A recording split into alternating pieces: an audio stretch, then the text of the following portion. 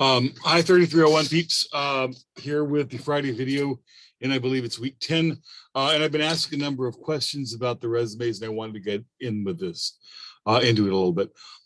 The number one question I've been asked is something along the lines of, I don't have a lot of experience or haven't done a lot. I don't really know what to put in my resume. A lot of us are in different situations. Generally, we are in two categories. One, we are maybe a college student who hasn't had a lot of work experience, or who hasn't been able to have enough life experience to do a lot. The other one is people who are maybe older and have either worked in a different field, or maybe because of having to care for a child, they've been out of the workforce for a while. So my biggest lesson is don't devalue yourself. If you are a traditional college age student, remember your courses are part of your experience. Or true if you're an older student as well and you haven't worked in the field. So if you are a forensic science major, for example, there are certain courses that you've taken that you would list, and you would have a section under experience called relevant coursework. And you list the major courses that are relevant as well. Some other things to think of. There are other things that you do in your life that may translate to experience that would be of value. If, for example, you belong to a club that is related to your major. For example, my middle son was a GIS major and he belonged to the GIS club, a Geographic Information Systems club. He put that on his resume as well. So if you're involved in that, if you're involved in any student organization that does anything on campus and you have a position that still shows leadership. Some of you have volunteered at churches or other civic organizations. All that stuff counts because it shows your willingness to be involved in the community and your willingness to do what needs to be done as well. So look at the things that you've done and think about how you can translate that into work that is relevant for the job that you want to do.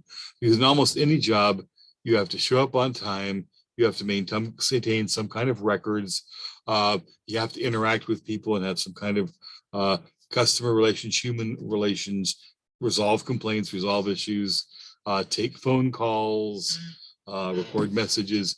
So in almost any job, you're going to have some things that are relevant to the work that you do as well. Don't dismiss Taco Bell or fast food work.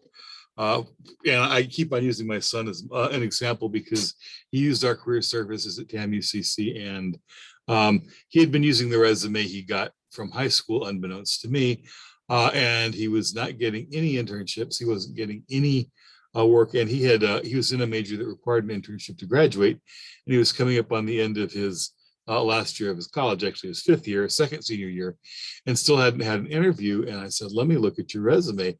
And it was a resume that he'd made in some class in high school, which was fine when he was 16 or 17 or something like that as well. But it didn't reflect any of the things that he'd done. So he was like many of you all. He had spent most of his time working to pay for his school. He had been going to school full time, doing pretty well actually. And he worked at Long John Silver's, which is a fast food restaurant. It's a job he'd had since his junior year in high school. He'd worked Long John Silver's from high school all the way through his time at TAM-UCC. It's like, Dad, I don't have anything. I'm like, son, you relate with customers, you fulfill orders, you manage customer complaints. Sometimes you cook, so you've got to maintain supplies and inventory. You've got to ensure compliance with local and state food handling regulations as well. You also handle money. So there were a bunch of different things that he did in that job in fast food service that related to many professional jobs, but specifically the kinds of jobs he was applying for. He had been active in the GIS club as well. So he did his resume. He talked about his coursework.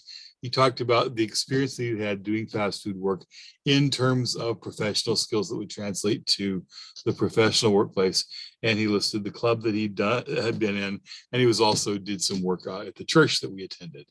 And he went to career services. They helped him rewrite his resume. They helped him rewrite his cover letter. They also had him do practice interviews. And so he went from no offers to multiple offers for internships in what became the summer he graduated.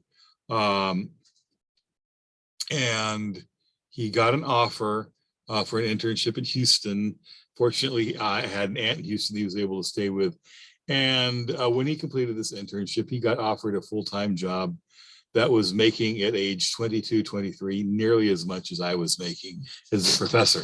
I mentioned that not necessarily that I can guarantee you could make more than I would make as a professor, but by using his career services, the career services at TAMUCC, they taught him how to present the work that he'd done, his own experience and the experience that he did and the experience he got at school to get a job, and he did very well. So my points being,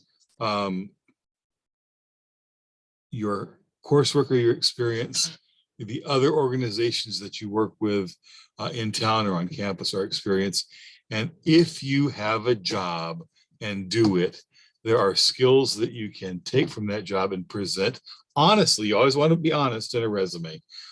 Honestly, that will be relevant to the career that you want to do. Most of y'all are selling yourself short in your resume. Most of y'all do more than your resume reflects. That's what I wanted to mention. Like I said, don't sell yourself short. Look forward to looking at the drafts of the resumes that are coming in, but I did get these questions. I want to share them with you. So thanks for your time. Hope all goes well. And I will begin looking at drafts of your resumes tonight. So take care. Bye-bye now.